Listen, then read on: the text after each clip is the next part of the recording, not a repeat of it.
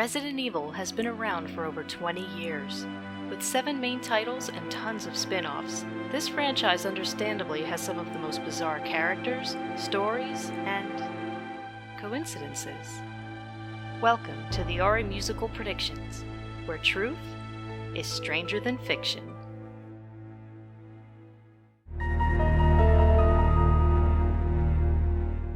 Resident Evil Survivor's first episode was originally uploaded on March 1st, 2007. The idea of the web series was to parody the hit TV show Survivor, simply using the cast of Resident Evil as its contestants instead. To add on to the joke, it was hosted by Ark Thompson, the leading character of the critically panned video game Resident Evil Gun Survivor. Now there exists an officially licensed Biohazard manga called Heavenly Island, first published on March 6th, 2015. And believe it or not, but this series begins with the filming of a show called Idol Survival, where various famous women compete against one another in a Survivor-esque scenario. However, the survival becomes all too real when a zombie outbreak occurs, because of course it does.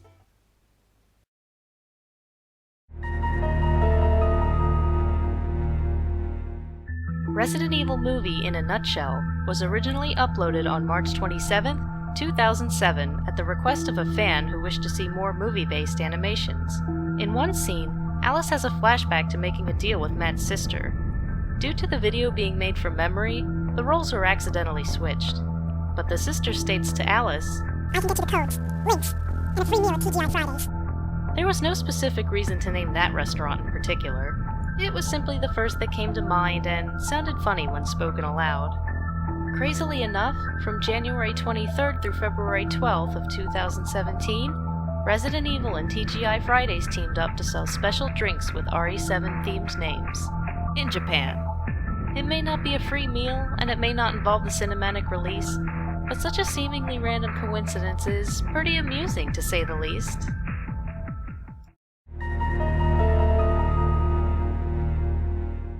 The third installment of Resident Evil Survivor was uploaded on June 18th, 2007. In it, there's a little joke that plays on the word hunk. Claire states that despite their stupidity, it's nice to have 2 hunky-looking guys on their team. Leon and Steve misinterpret this as Hunk the character. They both put on gas masks and act like idiots about the whole thing in general. You could argue that more so-called hunks later appeared in Operation Raccoon City, as that game has hunk fanfiction characters galore. But the biggest and most obvious offender would be none other than Lady Hunk. Released as a DLC raid character in June of 2013, Lady Hunk is just that. Hunk. Reimagined as a pantsless lady. So there's your 2 hunks. Wonderful.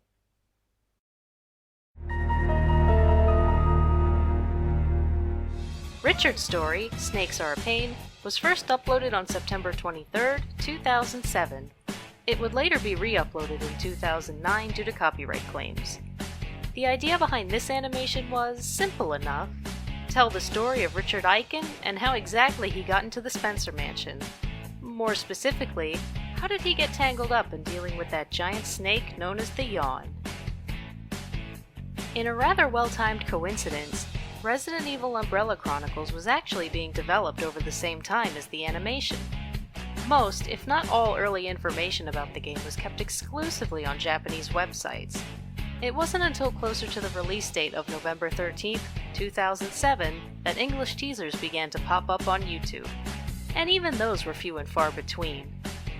As it turns out, in the final release of the game, there's a scenario specifically about Richard and Rebecca navigating the mansion and ultimately facing off with the Yawn.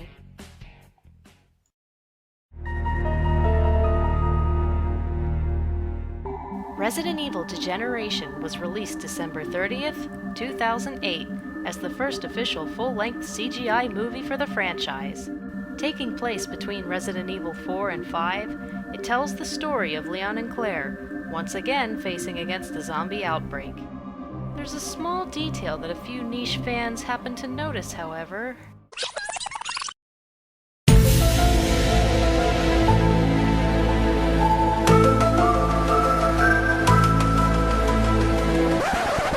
while this most certainly is nothing more than a funny coincidence, it had a few fans excited and even inspired some awesome fan art.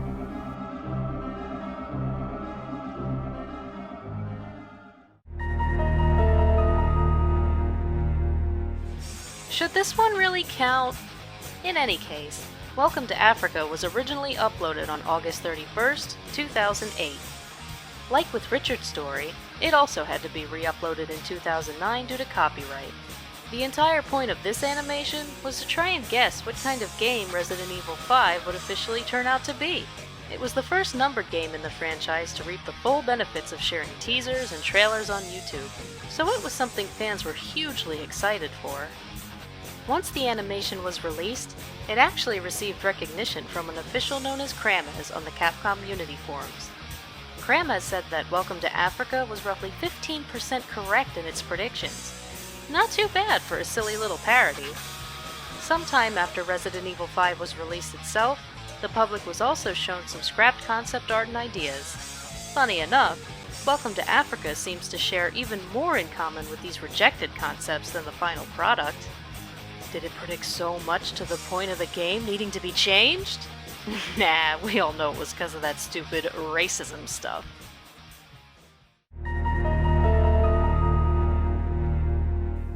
The Halloween special was originally uploaded on October 31st, 2008. This animation focused on Ashley Graham hosting a Halloween party. It was intended to be a private affair between her and Leon, but it gets crashed and ruined by the rest of the cast.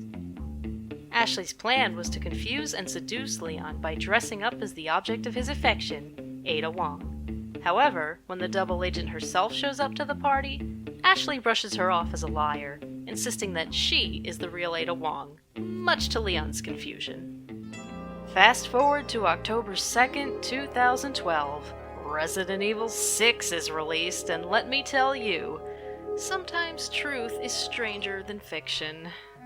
Nearly the entire plot of the game centers around the deeds of one Carla Radamez, a scientist who was forcefully transformed into a clone of Ada Wong.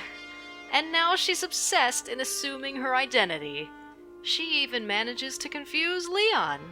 What else is there to say except... I'm real Ada Wong. I don't need help from anyone. This was later parodied in 2017 with the Halloween After Party. Because how could it not be? Capcom, if you're actually listening, please take the serious ideas and not the jokes, okay? Oh? Oh. Oh. We can address that later.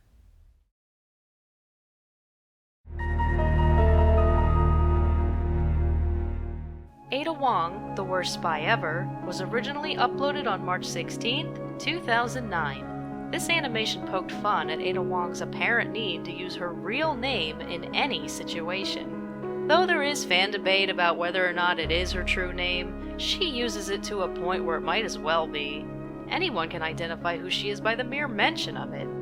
As such, in this video, Annette Birkin uses a simple Google search to find out that not only is Ada a spy, but she's also trying to steal a sample of the G virus. Apparently, this must be a running gag at Capcom as well, because in the 2012 release of Resident Evil Damnation, she straight up introduces herself as Ada Wong in front of an entire room of government officials. And, as no surprise to anyone, they immediately discover who she really is and quickly detain her. I'm gonna assume they just found her through a Google search, but that's just me.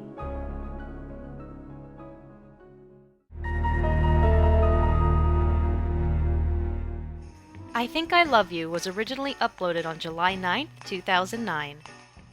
The theme of the animation itself simply focused on some of the likely couples across the Resident Evil franchise. That aside, there's a very brief scene of Billy Cohen and Rebecca Chambers handcuffed together. Embarrassed, Rebecca attempts to escape, but accidentally detaches her hand in doing so. Billy quickly remedies this with a first aid spray, making her hand reappear as if nothing happened. And, well, apparently, first aid sprays really are that potent. After its release on January 24th, 2017, Resident Evil 7 fans were disgusted and amused to see Ethan Winters have his hand amputated via chainsaw. Because of course there's a chainsaw. Only to be reattached later with staples, thanks to some help from Zoe Baker. But wait, that didn't seem to use a first aid spray at all, so what's the connection here? There's a special cutscene that can happen when you first face off against Jack Baker. He cuts your leg clean off with a shovel, then taunts you to try and save yourself by, what else? Reattaching your severed leg with the help of a handy first aid spray. Or goo, or whatever it is.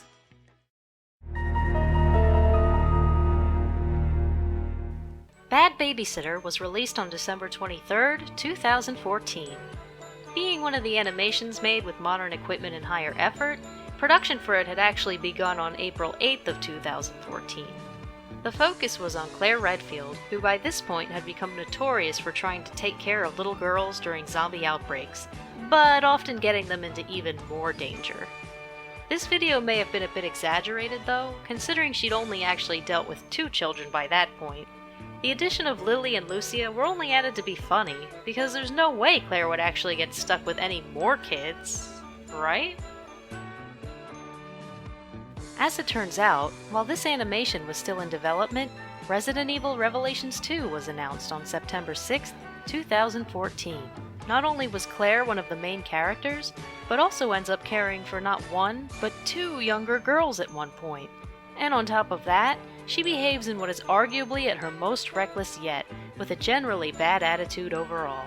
She harshly interrogates the little girl Natalia, and even leaves her young friend Moira Burton to presumably die in a collapsing facility. Due to the announcement happening mid-production, Moira was included in Bad Babysitter's Easter egg.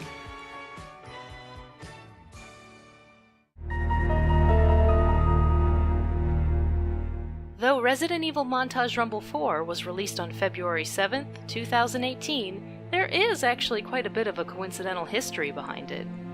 The idea of a Resident Evil and Left 4 Dead REMusical was first thought up sometime in late 2009, and later had a piece of concept art teased on November 23rd, 2010. The picture in question depicted William Birkin and Ellis sharing some G-Virus and adrenaline with one another. The description alluded to using Amy Winehouse's Rehab as the song of choice. This idea actually ended up spawning a standalone animation that preceded the Montage Rumble, which was Research, featuring William Birkin. The coincidence here is that in mid-2013, Capcom and Valve decided to have a collaboration between their games. The cast of Left 4 Dead 2 were added into the Mercenaries as playable characters, and even included a tank and witch as enemies. Likewise, official Resident Evil 6 enemy skins were added as mods into Left 4 Dead 2. Promoters also encouraged fans to create and port character skins from Resident Evil 6 onto the Steam Workshop. So I guess there were more crossovers after all.